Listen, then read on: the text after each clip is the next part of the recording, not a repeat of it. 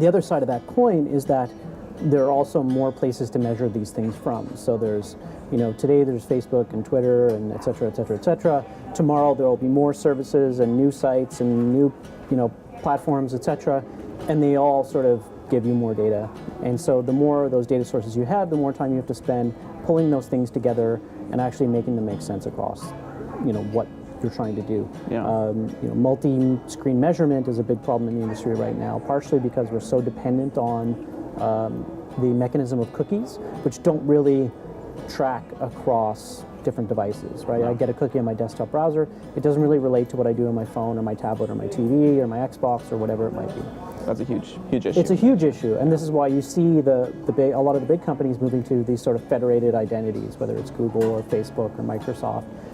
They're sort of getting you to sign in. You see it even with the news publishers. They're getting you to sign in, which means they can better track your activity and figure out how to actually come up with things that are useful to you regardless of what device you're on.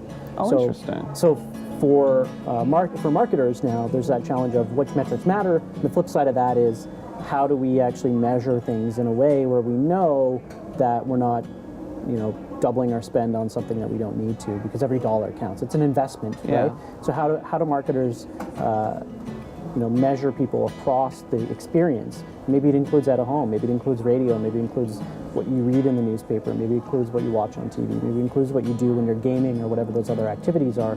How do you measure where you interact with people to understand which touch points add value in people's lives and which touch points are really just undermining the other work that you're doing?